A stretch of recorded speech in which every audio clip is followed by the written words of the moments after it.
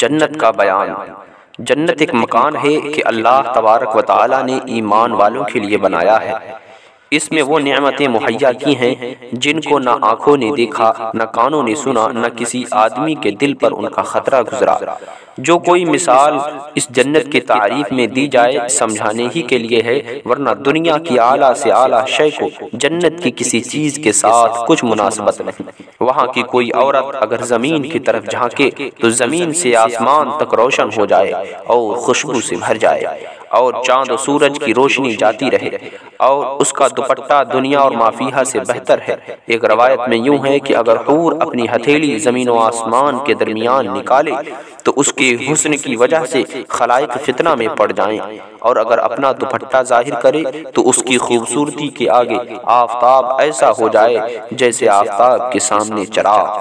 اور اگر جنت کی کوئی ناخون بھر چیز دنیا میں ظاہر ہو تو تمام آسمان و زمین اس سے آراستہ ہو جائیں، اور اگر جنت کا کنگن ظاہر ہو تو آفتاب کی روشنی مٹا دے جیسے آفتاب ستاروں کی روشنی مٹا دیتا ہے۔ جنت کی اتنی جگہ جس میں کوڑا رکھ سکیں، یعنی چابک رکھ سکیں، دنیا اور ما فیہا سے بہتر ہے۔ جنت کتنی وسیع ہے، جنت کتنی چوڑائی ہے، اس کو اللہ اور اس کا رسول عز و جل و صلی اللہ علیہ وسلم ہی جانے۔ اجمالی بیان یہ ہے کہ اس میں 100 درجے ہیں۔ ہر 2 درجوں میں وہ مسافت، وہ دوری ہے جو آسمان و زمین کے درمیان جتنی دوری ہے۔ جنت میں ایک درخت ہے جس کے سائے میں 100 برس تک تیز گھوڑے پر سوار چلتا رہے لیکن وہ اس کا سایہ ختم نہ ہو۔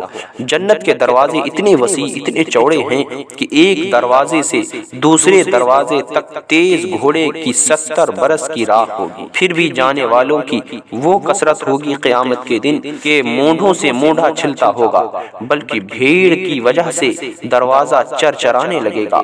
اس میں قسم قسم کے جواہر کے محل ہیں، ایسے صاف و شفاف کہ اندر کا حصہ باہر سے اور باہر کا حصہ اندر سے دکھائی دے۔ جنت کی دیواریں سونے اور چاندی کی اینٹوں اور مشک کے گارے سے بنی ہوئی ہیں۔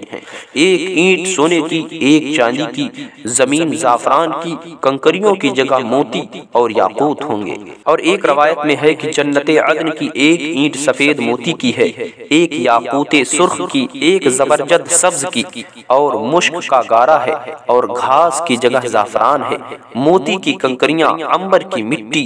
جنت میں ایک ایک موتی کا خیمہ ہوگا جس کی بلندی 60 میل ہوگی۔ جنت میں 4 دریا ہیں، ایک پانی کا، دوسرا دودھ کا، تیسرا شہد کا، چوتھا شراب کا۔ پھر ان سے نہریں نکل کر ہر ایک کے مکان میں جاری ہیں۔ وہاں کی نہریں زمین کھود کر نہیں بہتی بلکہ زمین کے اوپر اوپر رواں ہیں۔ نہروں کا ایک کنارہ موتی کا، دوسرا یاقوت کا، اور نہروں کی زمین خالص مشک کی۔ وہاں کی شراب دنیا کی سی نہیں جس میں بدبو اور کڑواہٹ اور نشہ ہوتا ہے اور پینے والے بے عقل ہو جاتے ہیں، آپے سے باہر ہو کر بیہودہ بکتے ہیں۔